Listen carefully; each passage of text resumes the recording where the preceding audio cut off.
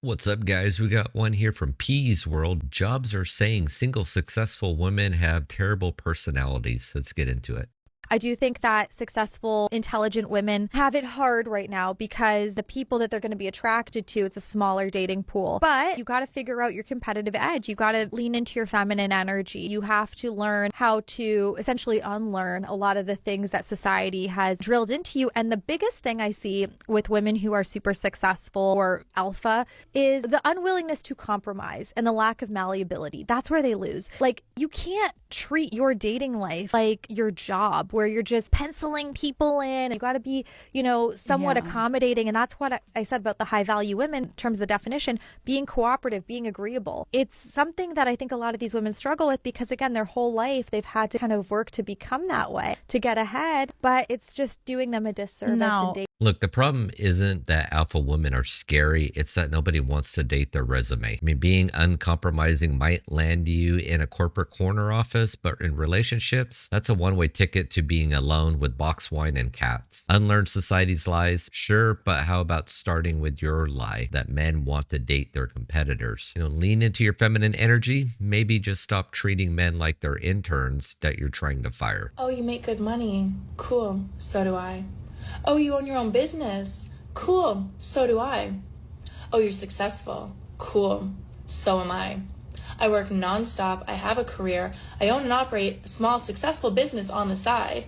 I keep a roof over my head. I keep food in my fridge, as well as a lot of beer and other booze because, well, shit. Dating at 33 fucking sucks when I live in a society where I'm constantly having to explain to men that I don't need them to take care of me because I can take care of myself. And if you don't like that, don't at me. So does she mean by small successful business that she's running an OnlyFans? Maybe. But the I don't need no man manifestos is classic. Congratulations on being self-sufficient. That's the bare minimum of adulthood, in case you were wondering. Here's the catch, though. Men aren't swiping right on your paycheck or your beer stash. They're looking for partnerships, not a job interview. And that don't at me attitude, it's not intimidating, it's exhausting. You're not scaring men away, you're just boring them with your TED Talk on self-reliance. Let's go through the reasons of why I think I'm single in the good old year of 2024. The first reason being is I refuse to go on dating apps. No Hinge, Bumble, swipe left, right, up or down. I don't have time for that. And people are never truthful on those apps. Second of all, men do not know how to approach women out in the wild. When I mean out in the wild, it could be a mall, the subway, the bus, McDonald's, wherever I be in public. They don't know how to approach women in public, okay? You don't know how many times men have come up to me saying, "Hey, miss, don't you see me looking at you?" Like, hello? Excuse me? I'm 30 years old. You do not talk to me like that. Another reason is that I am not Barbara the Builder, okay? Sorry, I needed my coffee. I am not Barbara the Builder. So I am not going to take a man when he's down and out and build him up. I barely had the energy to build myself. All my energy was spent on my master's degree, okay? I am burnt out. I am not picking up no low-life man and building him up for him to then turn around and call me out on my name. No, ma'am, not at my good old age of 30 years old.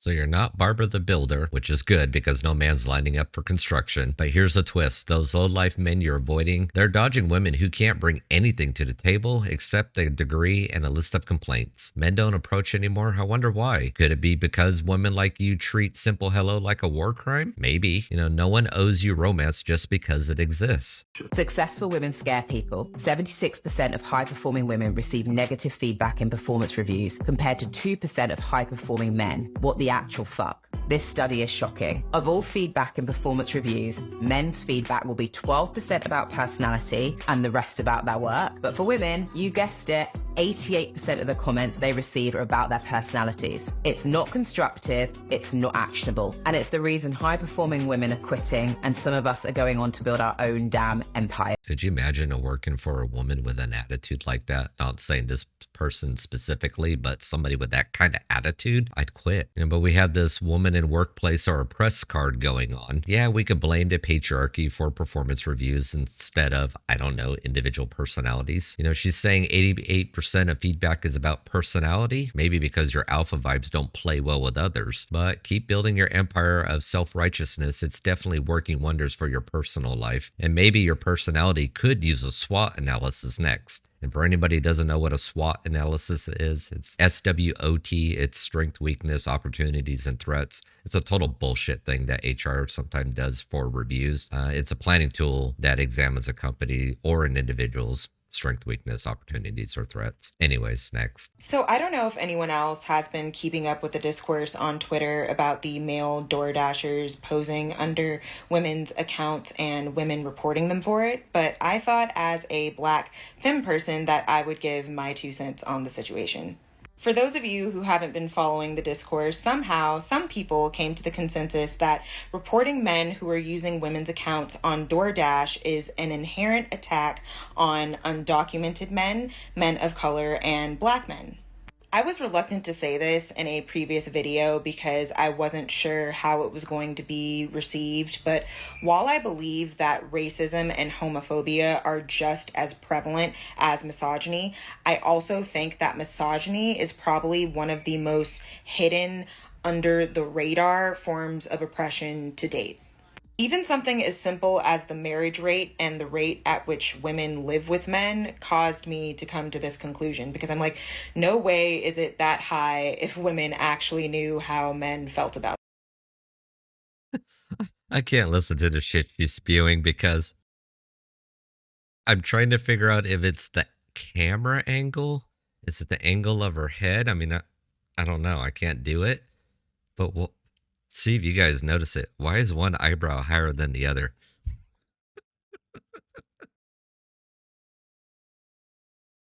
Finish out the nonsense that she's spewing. Them. And I say all that to say that while I understand everyone's need for financial stability in this country, until men in general of all races get their act together, and that's putting it lightly, these are the consequences. Because it is really unfair that once again, due to misogyny being so hidden, women's safety takes a back seat to a man's comfortability, his emotions, and his need to make money. On the other hand of this argument, I also think that painting non-white men as this perceived threat to a paranoid white woman is really invalidating of Black women and women of color's gendered trauma within their own communities. No one was negating that white women have falsely accused Black men and men of color when it comes to crimes that they did not commit, but I just felt that Black women and women of color were completely erased from this conversation. Like, we get it. Y'all really don't think that they're women. So many layers to this, but I still can't get over the eyebrow. Reminds me on that scene on the movie Just Go With It with Adam Sandler, where he was the plastic surgeon, and the one person that came in with I think it was a bad Botox job, or maybe it was bad plastic surgery. The eyebrows, like that's what it totally looks like when Botox gone wild. Out of everything she has said, I have no idea what the fuck she was talking about. It was all over the goddamn place. I heard something about DoorDash where it was showing a woman was supposed to be delivering the food, but a man would show up, and they're trying to call in about this being some kind of fraud or something. I don't know. I've known couples DoorDash together where one's doing all the driving, the other's doing all the legwork, running it up and to the house with the food. But I thought we were in this time of where we didn't judge anybody based on the gender that they assumed. And here we have somebody judging somebody on the gender that they assume, just spinning the narrative against them. Anyways, I still can't get over the eyebrow. Let's just go on to the next one, because whatever she was speaking out was absolute nonsense. All right, it says this guy here is going from 6 feet to 6'7" with leg lengthening surgeries. The question is, first of all, 6 foot is not short. And the question is this even worth it? I mean, watch this video, how this guy has a obviously very developed upper body. Look at the atrophy on the lower extremity. And like in every single picture, this guy is in a wheelchair. And when he is standing, look how he's always on his tiptoes. Because yes, you can lengthen the bone. That's done by sawing the bone and then progressively lengthen it by turning these pins, and the bone will fill in. But what's not getting really lengthened to keep up with that is the muscle and the tendon. So this guy is as stiff as a board, And like a year later, the guy's still sitting in a wheelchair, or he's on his tippy toes because he can't get his heels to the ground. I mean, look at that. That doesn't look symmetric. Guys, what are we doing to ourselves? I mean, is this really worth it? Look at this.